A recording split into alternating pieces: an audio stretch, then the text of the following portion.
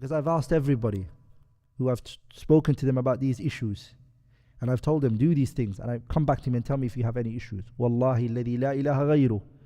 No one's come back to me and said to me, I still have problems. They tell me, once I don't do these things, I leave one or two things out, is when I have problems in my sleep. The Prophet's sleep was أعدل النوم. كان نومه أعدل النوم. The Prophet's sleeping was the most upright sleep. It was the most balanced, basically. وهو أنفع ما يكون من النوم. And it's the best type of sleeping. والأطباء ابن القيم's كلام والأطباء يقولون هو ثلث الليل والنهار 8 ساعات. The Prophet's sleep, he said, about 8 hours. Salawatullahi wa salamuhu alayhi. 8 hours sleep. ثلث الليل والنهار. 1/3 of the day and the night. So the Prophet sallallahu alayhi wa sallam, his sleep was balanced. He used to sleep, as we're going to see later, qaylula, and at night he would sleep as well. If you added all of that together, it would be what? 8 hours. And he said this is the most best sleep. Nabi Muhammad did it, this is the best. Salawatullahi wa salamu alayhi. So let's mention some of the things that the Prophet used to do, as sleep is something we do very often.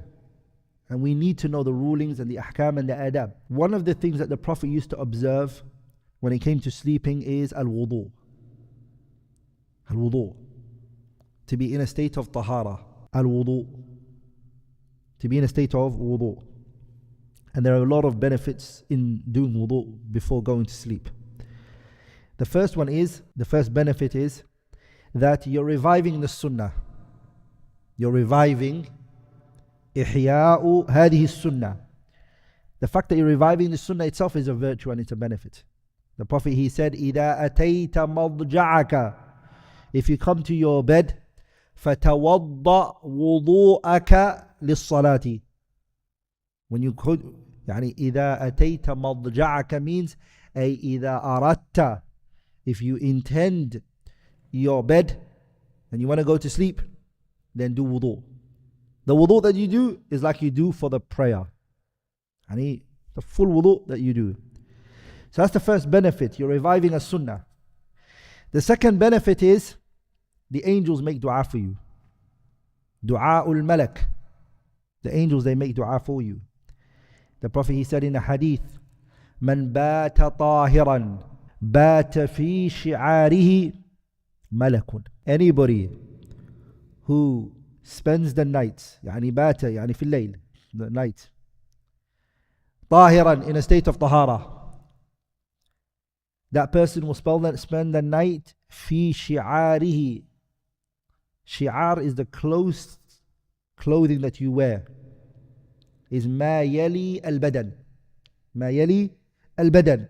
It's the t-shirt that you wear under the thobe, that's closest to your body, right? An angel will be that proximity to you, very close to you.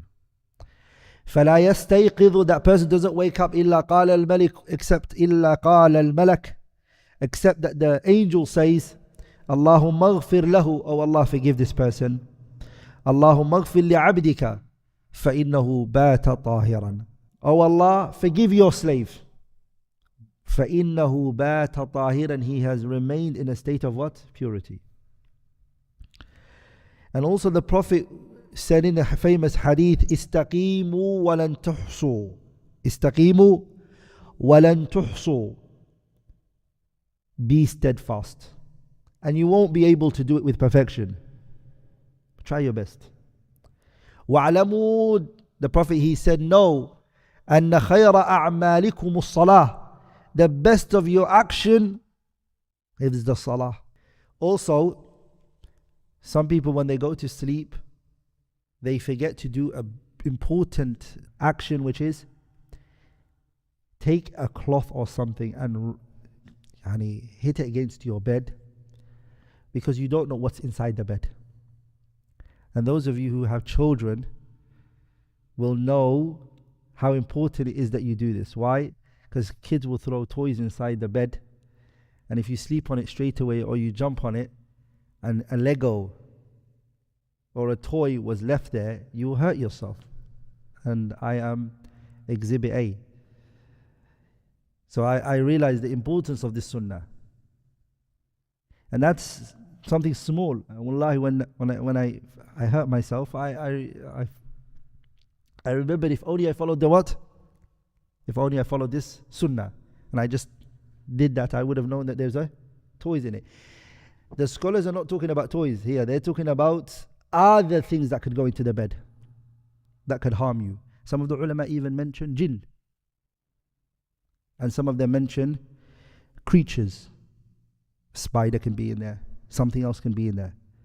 So before you go into the bed, the Prophet, he said, إِذَا جَاءَ أَحَدُكُمْ فِرَاشَهُ, if one of you comes to his bed, فَلْيَنْفُضْهُ, which is to take a cloth and hit it on the bed like that. And the hadith mentions بِصَنَفِ إِزَارِهِ. بِصَنَفِ إِزَارِهِ means the izar is a garment that the person wears.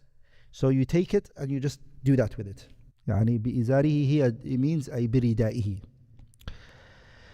So do that before you go into bed. Move the duvet over it, and inshallah ta'ala make sure that there's nothing in there. Subhanallah. Deenuna deen kamil, sah. It's a complete religion. It's protecting you. It's looking after you. Another sunnah or something to follow is to sleep on your right side. Sleeping on your right side. The Prophet, he said, إِذَا أَتَيْتَ مَضْجَعَكَ, if you come to your bed, فَتَوَضَّأْ وُضُوءَكَ لِلصَّلَاةِ, you wudu, ثُمَّ اضْجِعْ عَلَى شِقِّكَ الْأَيْمَنِ, then lie on your right side. And subhanallah, this is what doctors prescribe. They actually say it's better for the person's heart.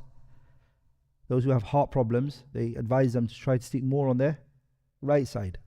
Also, to put your right hand under your cheek is a sunnah, which is وضع اليد اليمنى, to place your right hand تحت الخد الأيمن, to put your right hand under your right side is a sunnah. And the Prophet used to do that, sallallahu alayhi wasallam.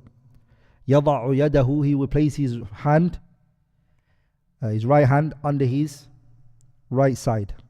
And the Prophet used to say, Allahumma qini adhabak yawma tub'athu ibadak. He will say that while on his right side, with his hand under his side, he will say, Allahumma qini adhabak, oh Allah, protect me from your punishment. Yawma tub'athu ibadak, the day that you resurrect your slaves. Also, try to face the Qibla. If you have a bed and you can choose the direction, then direct it towards the Qibla. So a way that the Qibla can be on your right side. Al-faza'u fi an-nawmi. Al-faza'u fi an-nawmi. When a person gets scared in their sleep, the Prophet sallallahu alaihi wasallam, he told us to say these words: A'udhu bi kalimatillahi tammati min ghadabihi wa iqabihi wa sharri ibadihi wa min hamazati shayatin wa an yahdurun. Anyone who says that, the Prophet, he said, فَإِنَّهُنَّ لَنْ يَضُرُّهُ, they will not harm you what you saw. If you say these words and you think over it and you ponder over it and you contemplate over it, you don't just say it, you think about what you're saying and you analyze, you think about it. These adhkar, Allah tabarak wa ta'ala will remove from you that which you fear, and the impact will be much more stronger. What about if the person gets tired and sleepy? If he is in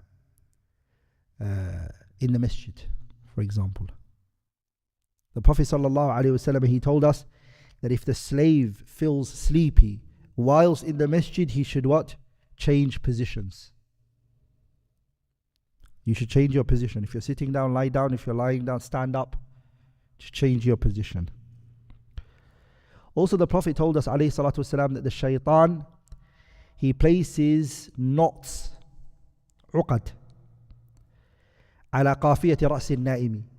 On the person who's sleeping, Shaytan makes knots, 3 knots on the person's head. And the Shaytan wants to use this to make, and he blows on it. And he says to the person, Nim, sleep. He'll say to sleep. And sleep a long sleep that no one will wake you up. And so he wants you to sleep the entire night. And some of the scholars mention that that is one of the factors that play on what? People who suffer from sleeping paralysis. They didn't do their adhkar. They haven't done their dua. They're not in a state of tahara. Because I've asked everybody who I've spoken to them about these issues. And I've told them, do these things. And I come back to me and tell me if you have any issues. Wallahi alladhi la ilaha ghayru. No one's come back to me and said to me, I still have problems. They tell me, once I don't do these things, I leave 1 or 2 things out, is when I have problems in my sleep. Which is a dalil to show you that these issues are what? Hatta even I've read books and articles and journals on sleeping paralysis, they don't know what it is. Simple, they don't know. They cannot explain to you what the problem is. So what is it that we can say this is? Hadith al-Nabi sallallahu alayhi wa sallam. That the Shaytan is the one that's blown into you and he's telling you sleep a long, long sleep. Also, clean your mouth when you first wake up. It's a sunnah. When you wake up from your sleep, brush your teeth. And a lot of people, subhanAllah, this is something they don't practice. They wake up and then straight away he's in the living room again, talking to the people. And this is something we need to nurture our children with. Ya akhi, go and brush your teeth. Parents need to instill this in their children. That when a child wakes up, straight away wash your hands. Go wash your hands. Don't give me salam. Go wash your hands first. And then go brush your teeth. Then come and shake my hand. Are we all together? Brushing your teeth. And also, washing your hands is a must. Also, the Prophet, when he would wake up, the sunnah is he would take his hand and he would wipe it on his face. The Prophet, mashul yadi, he would wipe his hand on his face. Sallallahu alayhi wa sallam. He would do that when he would wake up from sleep. And the scholars, they mention, the shurrah of the hadith, they mention, the reason why the Prophet would do that is, it was to get rid of the laziness. Like, alert himself. When he did that three times, sallallahu alayhi wa sallam, or he would wipe his face, he sallallahu alayhi wa sallam would be more alert. And he would want to get up, ready, energetic, and go for it. Which is opposite to what we do. When we get woken up, we spend like half an hour just thinking, where am I? And thinking, and then the believer wakes up and he's like, okay, I need to go. And that's how he was, sallallahu alayhi wa sallam. So it's tardun nu'as, is to repel the laziness and the tiredness from himself. That's why he would do it, alayhi salatu wassalam. The Prophet, when he would wake up from his sleep, he would recite, alayhi salatu wassalam, the ayat, the ending ayat of Surah Al Imran. They would recite it. إن في خلق السماوات والأرض واختلاف الليل والنهار لآيات لأولي الألباب الذين يذكرون الله قياما وقعودا وعلى جنوبهم ويتفكرون في خلق السماوات والأرض ربنا ما خلقت هذا باطلا سبحانك فقنا عذاب النار. He would recite that, salawatullahi wa salamuhu alayhi. Anything I've said that was wrong or incorrect is from me and Shaytan, and Allah and His Messenger are both free from it. سبحانك اللهم وبحمدك أشهد أن لا إله إلا أنت أستغفرك وأتوب